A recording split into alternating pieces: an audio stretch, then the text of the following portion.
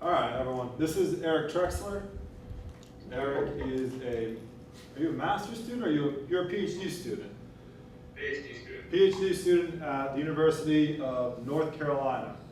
I met Eric 3 years ago when he was in many of your positions.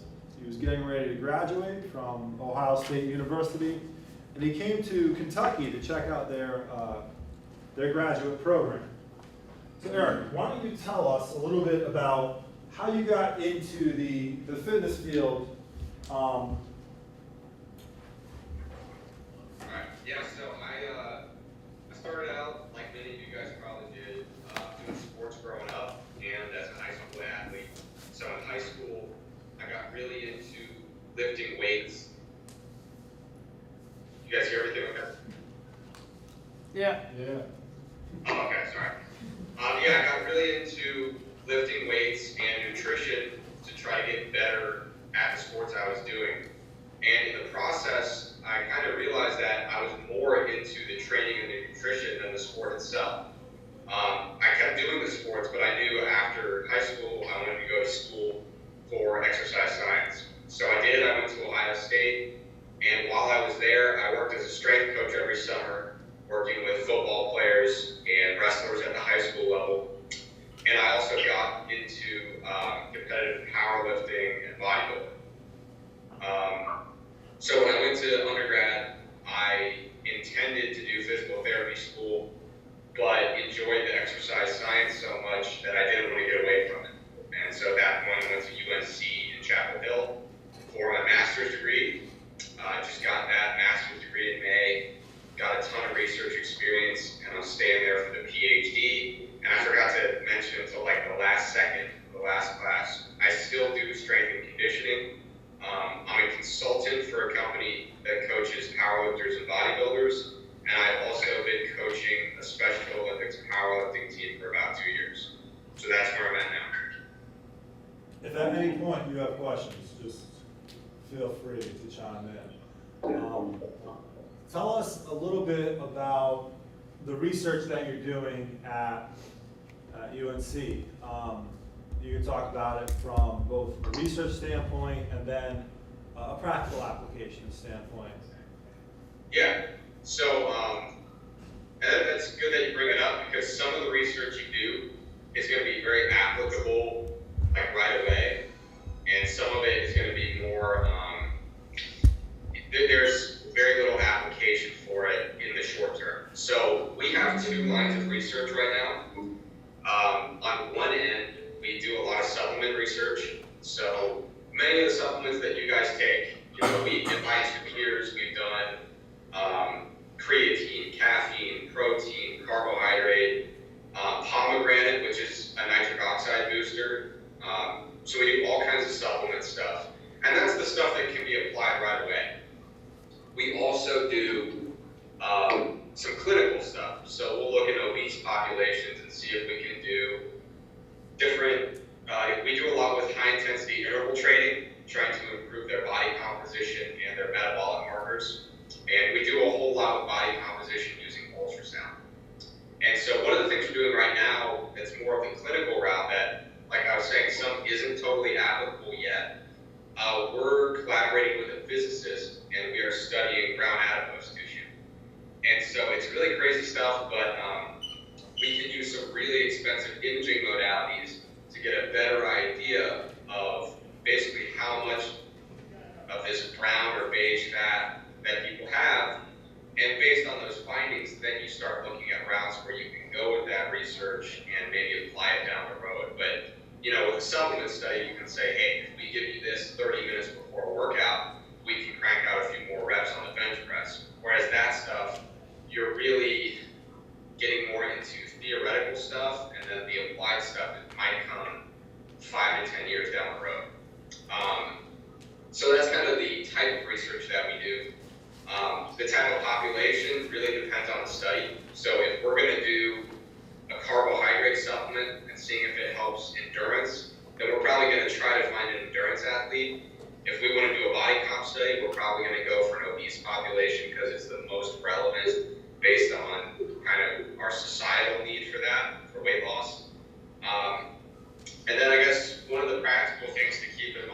you guys as students, if you do go into research and you want to go to a grad program that's very research based, the hours are pretty extensive.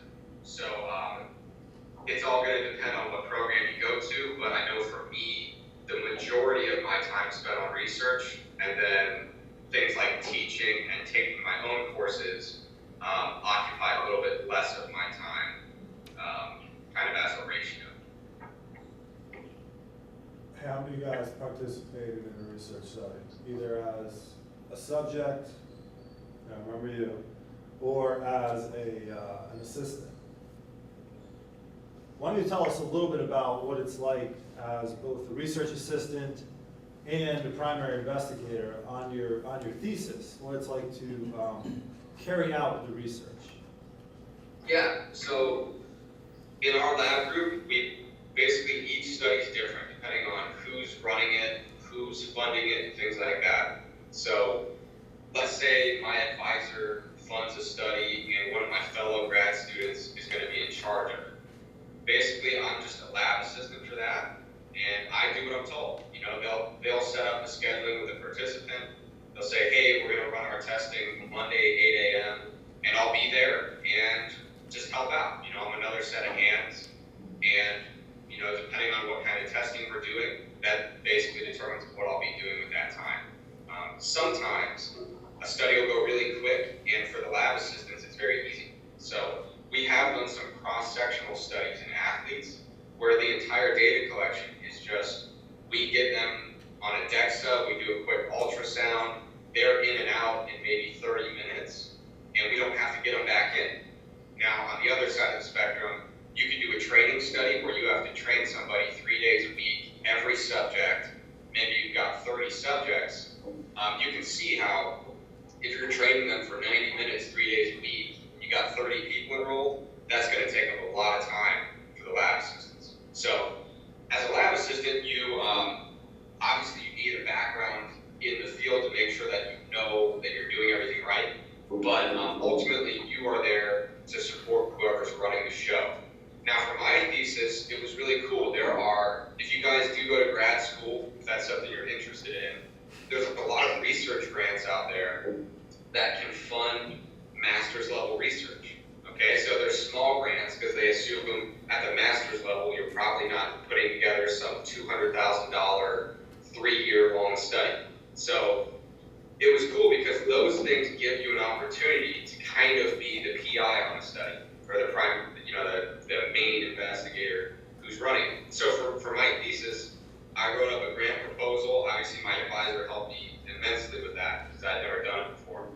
But you write up the grant, you write up the IRB to make sure that you have kind of ethical approval from the university, and you run the show. So you have to go recruit subjects, you have to design the protocol, and then you have to be there running the testing to make sure everything's on track. So that is a little bit more time and labor intensive, but it's also, in my opinion, infinitely more rewarding when you can put the whole thing together. And when it's finally finished up, it's one of those things where you look back and you can't believe that it actually got put together in the first place.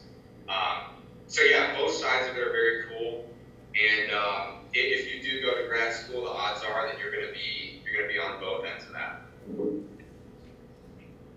Cool. Now these guys had to go out and recruit a volunteer, and they're training that individual for the next 3 weeks. What's it like recruiting for a study and trying to get participants in? Yeah, it really helps if you have money to give away. You know, it sounds simple, but that's one of those things when we can do a study that's funded, whether it's from a research grant or a company in the sports nutrition industry that wants their product tested. If you can somehow scrape together some money to pay your subjects, that's huge. It goes a very, very long way because you're asking people to donate their time, donate their effort, in many cases do exercise that's difficult and they're not used to, and to come to an uncomfortable environment. You know, we're asking them to wear a mask and collect all the gases they're breathing, and it's not comfortable and it's not fun for them. hopefully you can try to make it fun to perform, but having money helps for sure. But sometimes it can get very difficult to recruit. If you need 12 or 15 people, usually that's not a huge issue.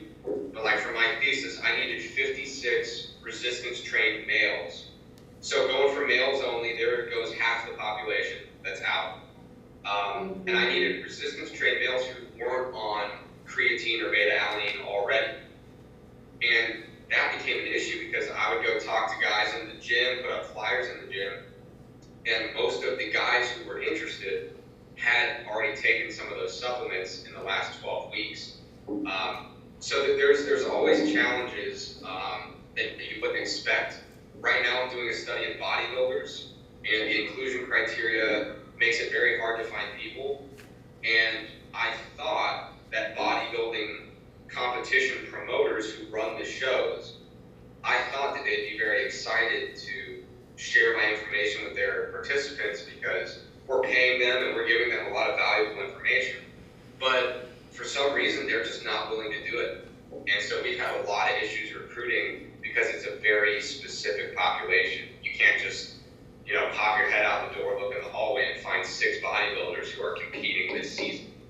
So it really depends on the population. I said in the previous class, right now with obese adults, and we're going to give them training and a meal replacement shake, and people are jumping at that, So if you put up an ad, they're getting like 15, 20 people a day that are interested with that study, but it's because overweight and obese adults are not hard to find, so it's something to keep in mind is how big is my sample and how unique is my sample.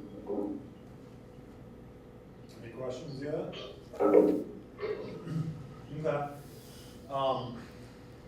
Tell us a little about what you do with Innovate. Yeah, so Innovate, I'm not a founder or an owner of the company. I work for them. So I'm a consultant for Innovate. Maybe some of you guys saw their website. But basically, I am their director of research and education. So this is important for you guys to know, not to get into the details, but every state in the United States has different laws about what you can do in terms of giving nutrition guidance to athletes. Now, certainly, you're not going to take in a clinical patient with a very unique health background or like in a clinical condition and try to be a dietitian for them. But in some states, you really can't do much in terms of advising an athlete on what to eat. So Innovate approached me and wanted me to coach some of their bodybuilders and powerlifters, which would include nutrition guidance. And after looking into it, in the state of North Carolina, I really can't do that. So what I said was, I can't be a coach for you, but I can provide some support.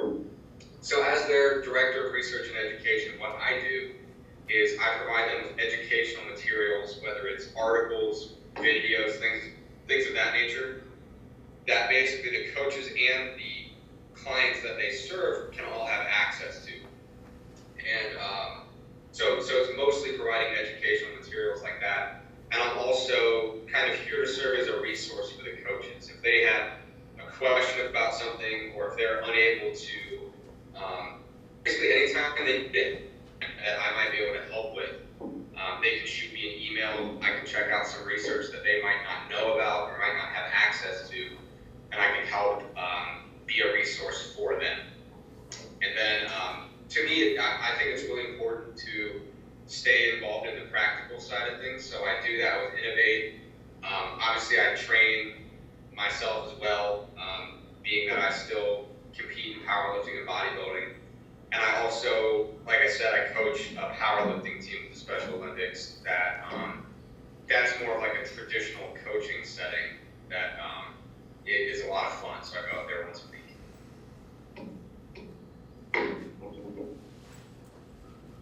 Any questions yet?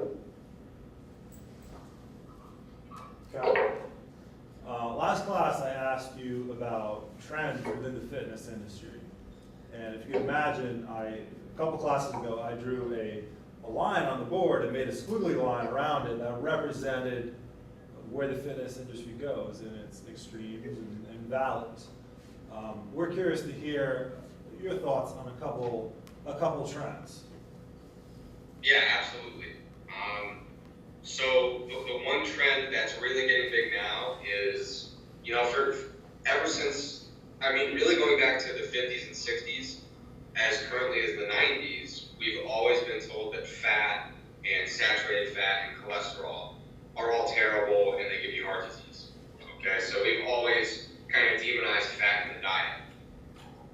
Now, an appropriate response, which we never get in the fitness industry, would have been when we start seeing more research come out that doesn't really support that finding, that we say, okay, let's take a more even look at this. But instead, what we've done now is we've demonized carbohydrates. So we have to hate something, but the fat didn't really pan out, so now we just hate carbs instead. So instead of just taking a more balanced approach to it and saying, okay, maybe we can incorporate some more fat in the diet.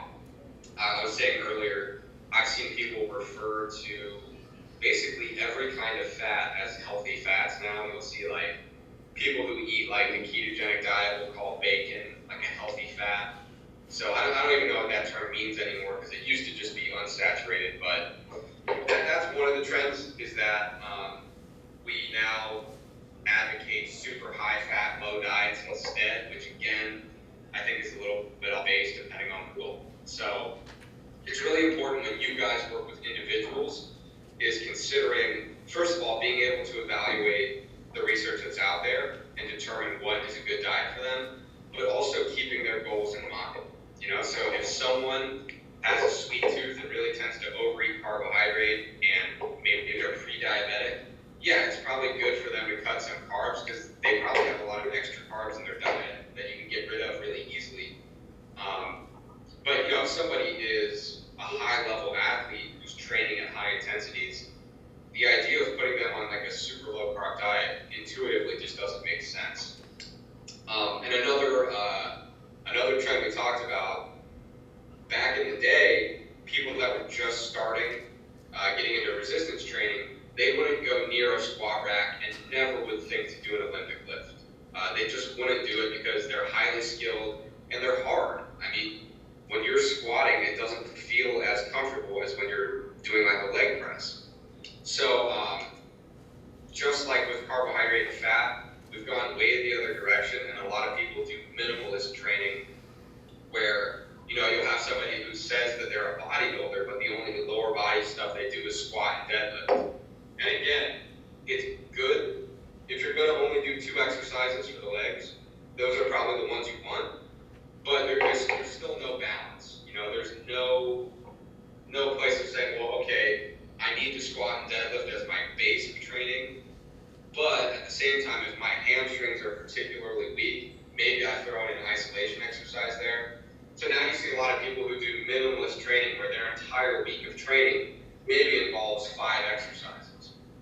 And for some people that's fine, but if you say, well, I want to be a bodybuilder, but all I do for upper body is bench and pull-ups, from a theoretical standpoint, yeah, maybe you're getting the biceps and triceps there, but in practice, I've seen way too many people who rely on that heavily, and then they wonder why their arms are small. And it's because you don't do any arm exercises,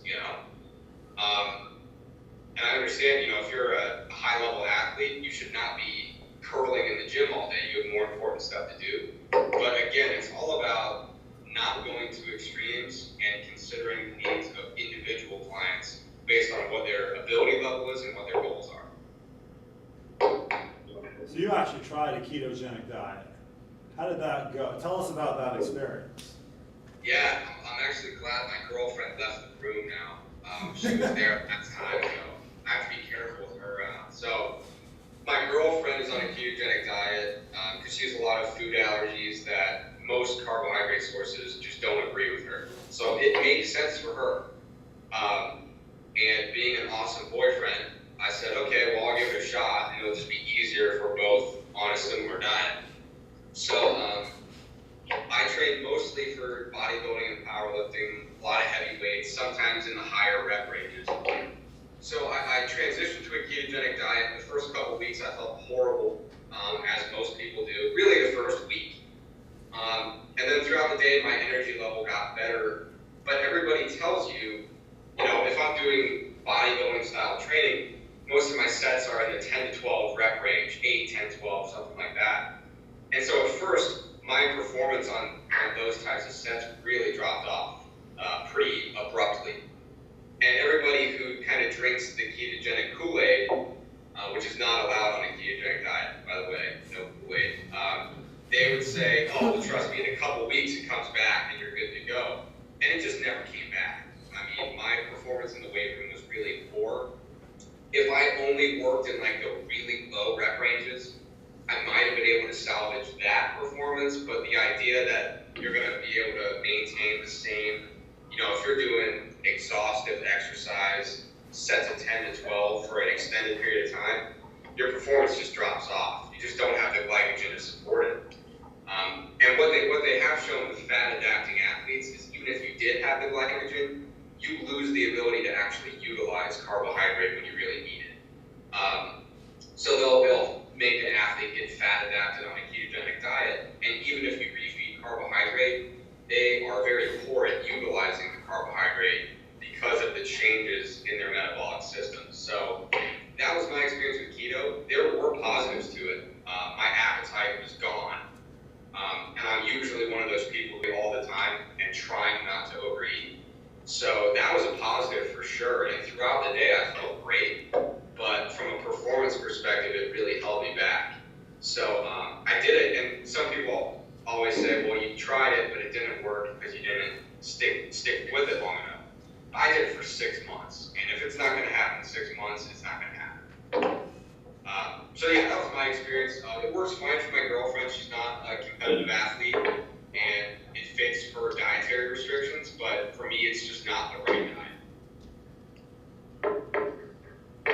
Speaking of metabolic rate, you've done some research on metabolic rate, what the layperson would term metabolic rate, and published a paper about metabolic damage and metabolic adaptation. So, how many of you in here, raise your hands, are working with a client who wants to lose weight? I know you can't see this because the lights are out, but that was nearly the whole class. So maybe you could speak a little bit about metabolic adaptation with weight loss and rapid weight loss, as well as the concept of reverse diet. Yeah, for sure. So we did publish a paper, like a review paper, on how our metabolic rate adapts to weight loss. And don't want to get into all the nitty-gritty details, but what we do know is that when someone loses weight, we expect their metabolic rate to go down, okay? And that's because by losing weight, they're going to lose tissue, which is metabolically active.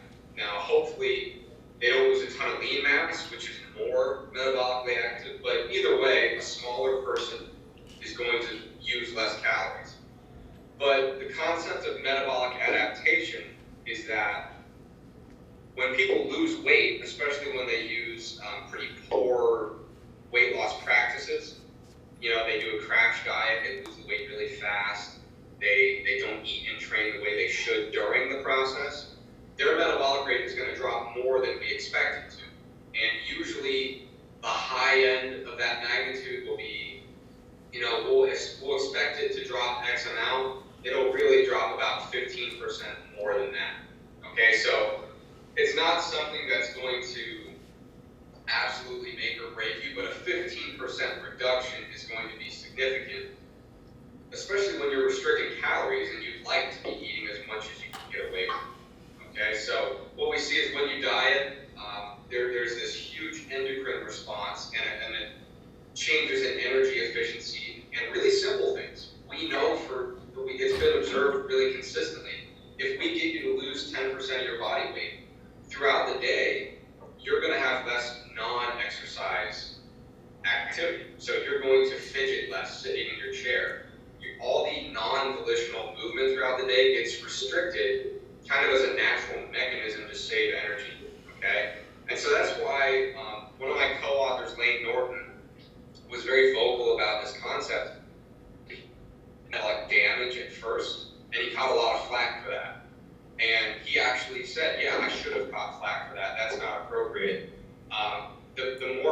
shorter term is metabolic adaptation, because it's basically, in our view, a survival mechanism, right? So when you see this really abrupt drop in calories, as a living organism in the wild, that is a signal that things are bad. You know, we are not able to meet our energy needs as an organism to support life. So the idea that body will naturally try to help conserve energy by lowering your energy expenditure. And what we see is when we do this, especially if it's abrupt and severe fat loss, the change in hormones is pretty pronounced. So the hormones that support an increase in metabolic activity, they go down, and hormones that support hunger and appetite go up. So your energy expenditure drops off, and like anybody who's dieting can tell you, you get hungry and tired. So that's what metabolic adaptation is. And it's this idea that when you get down to a lean body weight, when you've lost all this weight, your metabolic rate is actually a little bit lower than it should be. The concept of reverse dieting was kind of born out of this concept. And it's the idea that when we get you down to a body weight that you are comfortable with, that we can slowly reintroduce more calories to the diet and try to reverse some of those adaptations. Okay, so the idea is, if we get you down to a healthy body weight that you're happy with, but in doing so, we had to reduce calories down to 1,800 a day.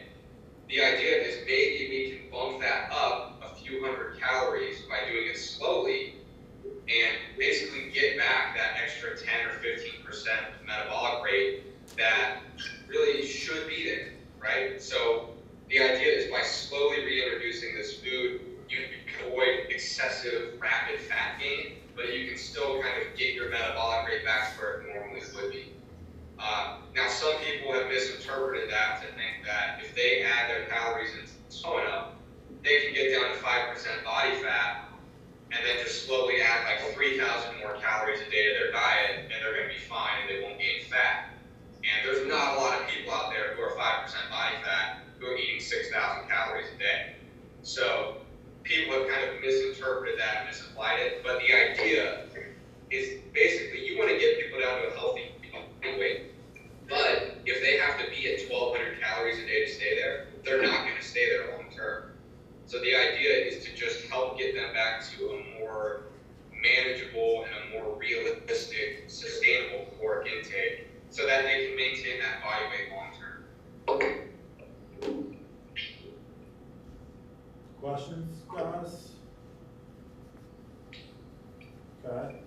How many of you want to go to grad school? All right. Tell us about why you chose University of North Carolina and the process of picking out a grad school. Yeah, grad school is an interesting thing. I used to always jokingly threaten my students that I was teaching as a grad student, like a TA. I would say, if you guys keep acting up, I'm going to go get a job at McDonald's so I can work happy hours and make twice the money, which is kind of actually accurate. But grad school is a really awesome experience. It's just one thing where you're going to be in college student mode again, just a little bit more responsibility. So you kind of take the hit, and you're not going to have a ton of income at the time, but it's a really rewarding experience, and you don't do it to make money. You do it to get the skills and experience, and to come out with a degree so that you make money down the line. So with choosing a grad school, it's really critical to choose the right fit. Okay, so some schools are going to have a program in our field that's very applied. And what that means is you're going to be working with athletes, training people, working with sports teams, trying to learn how to become a fitness professional or a strength and conditioning professional. Now, UNC Chapel Hill does not advertise their program that way. And when you interview there, they'll tell you, you might not ever meet an athlete on this campus. And what they try to express to you is that this is a research-oriented program. So if you want to be a PhD student, or even if you want to get into academia with just a terminal master's degree, it's an excellent fit. But if you want to be a strength and conditioning coach, you're going to have to go out of your way to get some of that experience. There's a student in my program. Our program lets in 7 or 8 people a year for our specialization. So he wanted to be a strength and conditioning coach, but really struggled when he graduated because he didn't have any of that experience from our program. He could have gotten it, but it would have had to have been on his own time, and it would have been really difficult to make that work with his busy research schedule. So that's the first most important thing, is figuring out if I want to get practical experience or research experience, and how much can I get in a particular program. Now, if you want to do a research program, then the most important factor is finding the right advisor, okay? And I'm not a brilliant guy, but the one really good thing I did was I found an awesome advisor at UNC. So I work with Abby Smith-Ryan, and it has been excellent. I wanted somebody who was going to push me to be productive and was going to guide me, but also make me do stuff on my own. And that's what I've gotten. So I've gotten a lot of experience running a study start to finish, writing manuscripts, analyzing data, basically every step of the research process.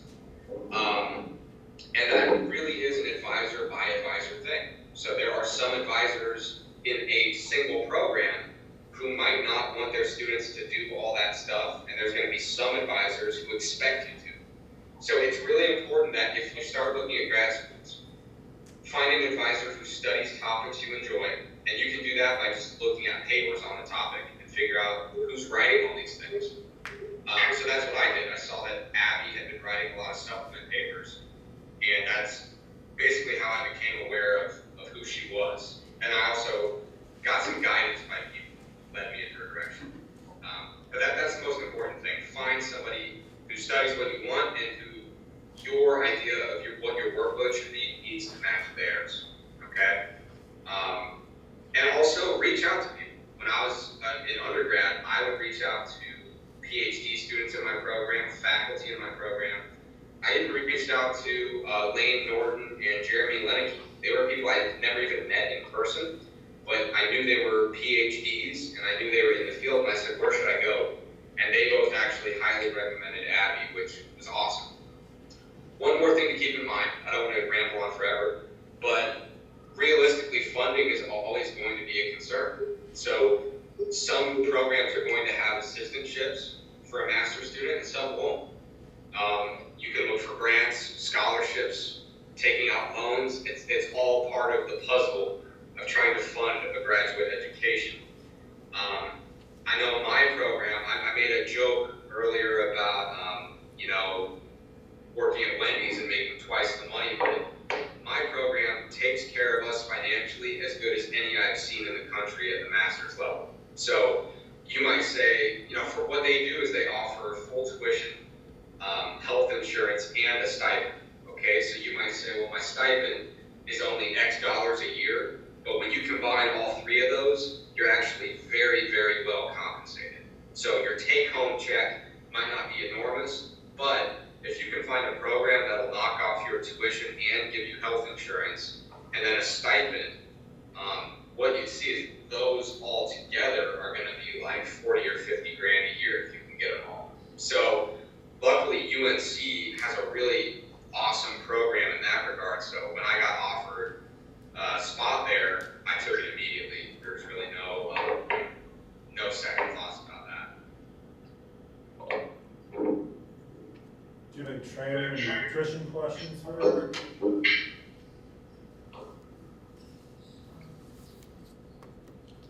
Really? Okay. So, I guess some closing statements, however you want to close this out. Life advice. Absolutely. First of all, thanks for having me. I appreciate it. It's been cool.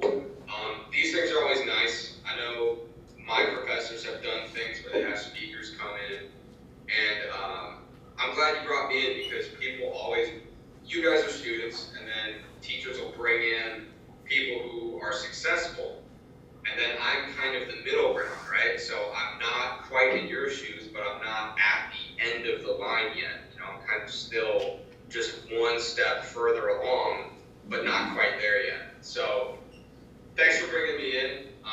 I would say to you guys, the most important thing is going to be setting yourself up to be in a career that you like, So, like I said, I had a buddy who wanted to do strength and conditioning, but didn't have experience in that yet.